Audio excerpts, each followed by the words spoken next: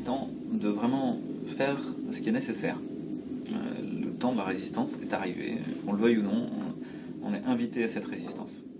On va faire une petite série de vidéos sur quelques outils hypnotiques qu'on utilise en anesthésie-réanimation, mais qui sont en fait les mêmes dans la narration médiatique. Présenté, ça s'appelle le Yes Set, ou séquence d'acquiescement, qui est en fait extrêmement utilisé, et puis qui vous donne un peu l'idée de fond de l'hypnose, qui est d'essayer de concaténer, c'est-à-dire de mettre ensemble, concatenare, d'enchaîner ensemble des concepts et des suggestions hypnotiques. Donc le Yes Set, c'est relativement simple, et en fait certains le font de manière spontanée dans la rhétorique habituelle. Ça consiste à donner des truismes, c'est-à-dire des évidences à la personne en face, qui va les ratifier une par une. Par exemple, je suis assis sur cette chaise, je parle devant ma vidéo, et tout va bien. Ah, les deux premiers membres étaient oui et oui, que le cerveau ratifie de manière quasiment automatique. Et le troisième était discutable. Alors quand on fait un Yes Set, finalement on va mettre 4 ou 5 ou 3 ou 4 propositions évidentes sur lesquelles le cerveau va répondre évidemment oui, et par effet d'entraînement, le cerveau va répondre oui à la dernière proposition.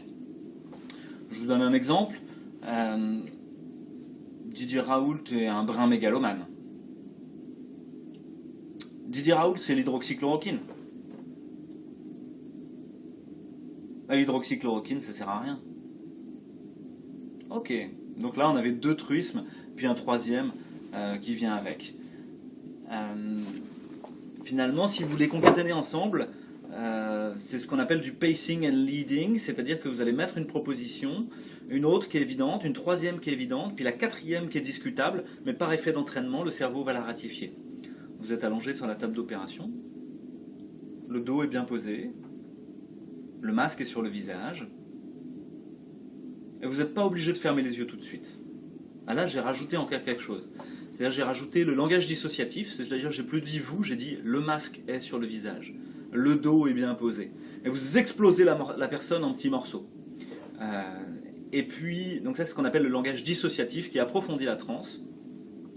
Et puis j'ai utilisé encore une technique qui est vraiment une technique dégueulasse, on va dire, qui est vraiment une technique de manipulation, qui est l'idée de dire vous n'êtes pas obligé de fermer les yeux. Ouais. Et si je vous dis ne pensez pas à une girafe. Ah, vous avez pensé à une girafe. Vous avez dit de ne pas y penser. En fait, la négation est très haute hiérarchiquement dans les opérateurs cognitifs, et vous êtes obligé de construire un objet mental pour pouvoir le nier. En situation de stress, ou en situation de concentration, la négation va disparaître.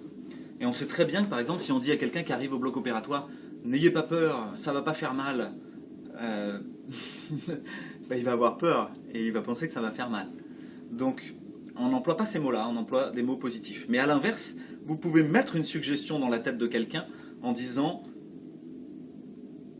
la négation à la place de la chose. Vous n'êtes pas obligé de fermer les yeux. Sous-entendu, vous allez fermer les yeux quand même.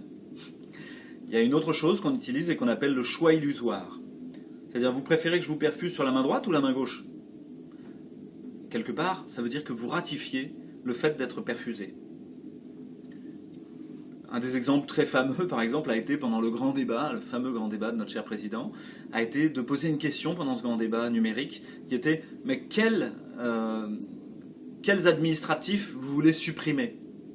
Si vous ne voulez pas supprimer d'administratifs, c'était pas possible. Vous préférez plutôt supprimer des policiers, plutôt des pompiers, plutôt des députés. La réponse, elle est assez de soi, c'est ce qu'on appelle un choix illusoire. Donc voilà.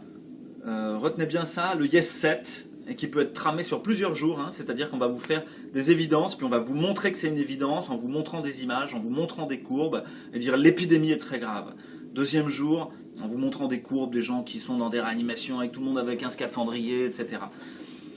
Le masque protège de l'épidémie, deuxième jour, en vous montrant les particules qui ne passent pas à travers, plusieurs experts qui vont vous dire que ça marche, etc. Troisième jour, le masque est obligatoire. Ok, vous auriez pu discuter, mais là, en fait, on vous l'a présenté comme l'évidence ensuite. Voilà. Parce que c'est vraiment une histoire qui se raconte, et cette histoire qui se raconte, elle poursuit certains objectifs qui ne sont pas que vous soyez en bonne santé. Et c'est pour ça que les médecins doivent se réveiller. Il y a quelque chose qui ne va pas très profondément dans cette politique sanitaire et dans l'histoire telle qu'elle est racontée par les médias. Alors ce dont je voudrais vous parler en termes d'hypnose aujourd'hui, c'est l'idée que vous allez amener progressivement quelqu'un à être susceptible aux suggestions hypnotiques. Et pour faire ça, il y a plusieurs façons de faire. Mais c'est ce qu'on appelle une concentration. C'est-à-dire vous allez concentrer quelqu'un. Et vous allez le concentrer normalement en utilisant son canal d'encodage sensoriel préféré. Qu'est-ce que ça veut dire? C'est-à-dire qu'on a tous un canal d'encodage des choses qui se passent à l'extérieur du monde préféré. Soit visuel, soit auditif, soit kinesthésique, soit olfactif, soit gustatif. C'est ce qu'on appelle le VACOG en marketing. Et souvent, quand on vous vend un produit, on va passer en revue ça. On va vous parler de choses visuelles, de choses auditives, de choses kinesthésiques, olfactives ou gustatives. On est tous un peu tout, mais on est souvent préférentiellement quelque chose. Vous entendez que moi, je suis particulièrement auditif. Je vous raconte des histoires. Il y a d'autres gens, au contraire, ils vont avoir besoin de schémas, de dessins. Ils vont être perdus dans un discours comme le mien parce qu'ils ont besoin de supports visuels.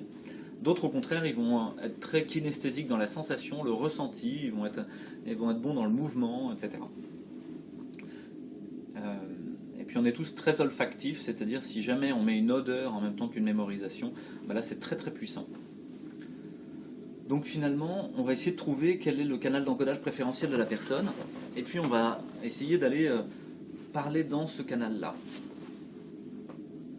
Et on va la rassurer sur le monde extérieur, en disant tout va bien au niveau visuel, kinesthésique, olfactif, gustatif, etc., auditif, pour pouvoir l'amener petit à petit vers l'hypnose. Ça, c'est l'hypnose conversationnelle ericksonienne qu'on utilise de manière thérapeutique. Mais il y a un autre type d'hypnose, qui est l'hypnose de spectacle, ou l'hypnose telle qu'elle est pratiquée dans les médias, qui est une hypnose extrêmement agressive. Cette hypnose agressive consiste à trouver une brèche dans le cerveau, à un moment où le cerveau n'est pas capable de trouver une réponse adaptée, parce que simplement il n'en a pas. Il n'a pas prévu ce cas de figure-là. Et donc, ces voies synaptiques sont dépassées, il n'est pas capable de construire une réalité cohérente avec ces choses-là. Je vous donne un exemple, c'est celui de l'agression. Quelqu'un qui se fait agresser, ou quelqu'un qui subit un viol, ou quelque chose de cet ordre-là, finalement n'est pas capable de réagir. Et d'ailleurs, il va s'en vouloir. Parce qu'après, il va se dire, mais j'aurais dû faire quelque chose, j'aurais dû crier, j'aurais dû lui taper dessus, etc. Mais à ce moment-là, il s'est trouvé quelque chose où il n'y avait pas d'échappatoire possible, parce que simplement, il n'y avait pas de réaction préalablement conçue à la situation.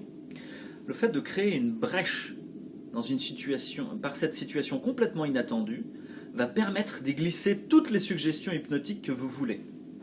Une des brèches très fréquemment utilisées est celle de la peur. Repensez à la narration du 11 septembre et à la saturation des images des avions en flammes dans les tours en flammes, enfin des avions dans les tours en flammes qui s'effondrent, des gens qui sautent, etc. Des trucs extrêmement inquiétants dont on a tous gardé à la fois le jour, l'heure, tout ce qu'on faisait ce jour-là. C'est resté intact comme un traumatisme extrêmement ancré dans notre cerveau. Et on peut penser que quelque part c'était un traumatisme volontaire par la narration médiatique. En l'occurrence, le Covid a été exactement mis en place de la même façon, c'est-à-dire à essayer de créer une brèche dans votre cerveau, un traumatisme où vous ne savez pas comment réagir.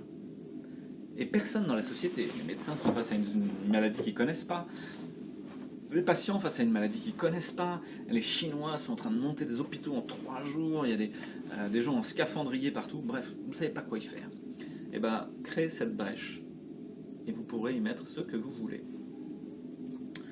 Donc ça, pour moi, c'est un des principaux mécanismes évidents de l'hypnose de spectacle et de l'hypnose traumatique, de l'hypnose brutale, absolument pas respectueuse de l'écologie de la personne, et qui ensuite va y mettre des suggestions hypnotiques qui vont être très dures à contester, parce qu'elles seront vraiment ancrées comme la réponse qui a été naturellement utilisée dans cette situation inattendue. Donc, pour l'hypnose, je vais vous parler aujourd'hui je vais vous reparler du pacing and leading. Vous vous souvenez, on a parlé du yes set, de la séquence d'acquiescement, on appelle ça. C'est le fait de donner des évidences, puis de mettre une dernière proposition qui n'était pas évidente, mais que le cerveau va accepter par effet d'entraînement. Je vous ai parlé de l'induction hypnotique, brutale et violente de l'hypnose médiatique, qui consiste à créer une brèche dans votre cerveau pour pouvoir y glisser des suggestions par une situation extrêmement inattendue, extrêmement choquante, extrêmement anxiogène, donc par la peur, qui est une façon de faire extrêmement violente, extrêmement brutale, pas du tout respectueuse, absolument pas thérapeutique. Et aujourd'hui, je vais vous parler du pacing and leading, c'est-à-dire le fait qu'on va passer son temps en hypnose à faire une suggestion, à ratifier qu'elle se passe, et à concaténer ensuite une nouvelle suggestion. Qu'est-ce que ça veut dire? Vous avez quelqu'un sur la table d'opération. Vous faites un yes set. Le dos est sur la table d'opération. Le masque est sur le visage. Les oreilles peuvent m'entendre. Et peut-être, si vous avez envie, votre épaule gauche peut se décontracter un petit peu. Vous voyez l'épaule gauche qui se décontracte. Et vous dites, je vois l'épaule gauche qui se décontracte. Vous ratifiez que la suggestion hypnotique s'est réalisée. Et toc, vous rajoutez une nouvelle suggestion. Je vois que l'épaule gauche se décontracte, et peut-être l'épaule droite peut se relâcher aussi. Toc, l'épaule droite se relâche aussi. Je vois que l'épaule droite et l'épaule gauche se sont relâchées, et vous n'êtes pas obligé de fermer les yeux tout de suite. Ou si vous voulez, vous pouvez, les yeux peuvent se fermer. D'accord. Donc on a continué cette histoire de trame où on prend des choses qui se passent, ou des suggestions qu'on donne, qui se réalisent, ou qu'on fait se réaliser, et puis on va concaténer avec une nouvelle proposition. C'est ce qu'on appelle le pacing and leading. Pacing, ça veut dire j'attends, je regarde ce qui se passe, et je suis le pas de l'autre. Et leading, ça veut dire je reprends le lead, je reprends le contrôle, et toc, je l'emmène où je veux. Réfléchissez, les médias font exactement ça tout le temps. Ils vous font une suggestion hypnotique, ils s'arrangent pour qu'elle se réalise, et puis ensuite, une fois qu'elle s'est réalisée, ils disent bah voilà, ça s'est réalisé, hein, et donc on vous donne une autre suggestion. Toutes les histoires de confinement, de reconfinement, etc., sont de cet ordre-là. Éteignez la télé, éteignez votre téléphone, résistez et démontez le discours médiatique et politique qui a cours actuellement. Et essayez d'imaginer qu'est-ce que vous avez envie pour le monde, pour les autres, pour vous. Est-ce que vous voulez des petits vieux dans des cages en verre? Est-ce que vous voulez des enfants masqués? Est-ce que vous voulez des enseignants qui ont peur? Est-ce que vous voulez des gens qui ont peur de tous les côtés? Ou est-ce que vous avez envie d'avoir confiance en la vie, de laisser les virus circuler comme ils veulent, de prendre soin des plus fragiles, de ceux qui en ont vraiment besoin et qui risquent de faire des formes graves, et de laisser les autres être tranquilles, faire leur vie? Est-ce que vous voulez être infantilisé par un gouvernement, ou est-ce que vous voulez être responsable de votre propre vie? Il est temps de choisir. Prenez soin de vous, prenez soin des autres, retouchez au réel, démontez le discours médiatique et politique qui n'est pas fait pour faire une politique sanitaire qui vous mette en bonne santé et qui mette notre société en bonne santé et faire qu'elle soit bien ensemble, mais qui au contraire nous sépare, nous divise et effiloche le lien social et la symbolique de l'humain autour de la maladie. Donc voilà, prenez soin de vous vraiment et on va tous sortir de ce cauchemar, tout va bien, tout va bien.